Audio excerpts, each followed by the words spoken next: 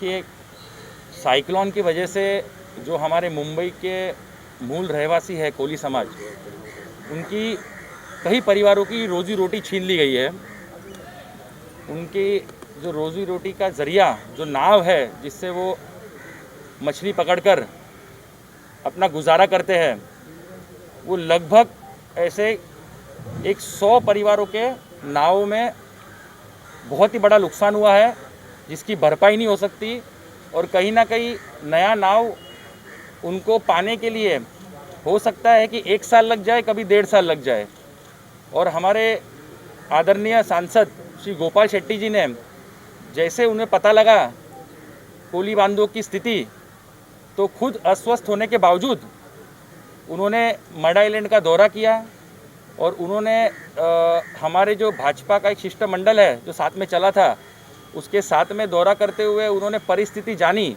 और उस मंडल में मैं स्वयं उपस्थित था और हम युवा गोपाल शेट्टी जी की इस कार्यशैली को देखकर प्रभावित हुए और हमने ये तय किया कि कहीं ना कहीं हमारा योगदान भी होना चाहिए। इसलिए आज युवा मोर्चा मुंबई की तरफ से हमने सोचा कि जो पहली जो मदद है वो हमारे तरफ से हमारे कोली बांधवों को मिलनी चाहिए। इसलिए हमने जो उनके कम से कम 1.5 से 2-3 महीने का राशन ऐसा हम कर सके, इसलिए हमने ये पहल आज ली है।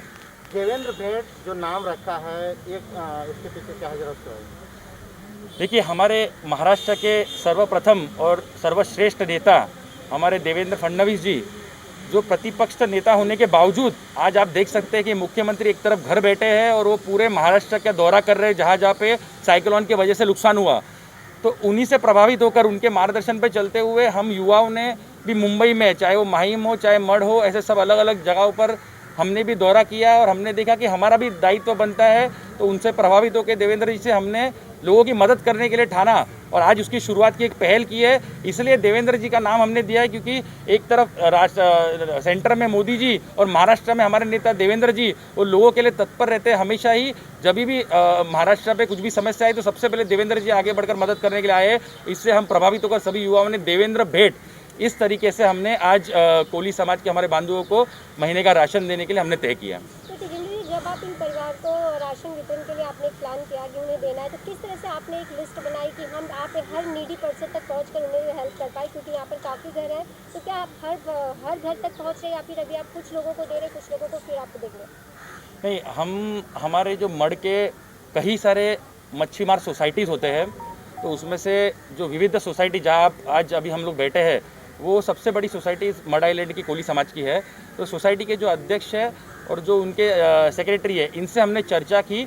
उन्होंने लिस्ट बनाई, जो मुआयना हमने किया था उसकी एक प्रॉपर लिस्ट बनाकर हमें दी गई है। उस लिस्ट के बाद हमने आज उनसे एक निवेदन करके जो राशन बांटअप है वो आज हमने इस समय तय किया कि जब लोग हमारे पास आ सकते हैं उस समय हमने तय करके उसी लिस्ट के माध्यम से हम आगे बढ़कर उनको दे रहे हैं सबको। कोविड का फर्स्ट वेव हो या सेकंड वेव हो या फिर साइक्लोन हो, कोई भी हो, यूथ जिस तरह से आगे बढ़कर, और आप खुद आगे जिस तरह से देखे जाते हैं, हमेशा वर्क करते हैं, किस तरह से इस जोश और जज्बे के साथ आप काम करते हैं?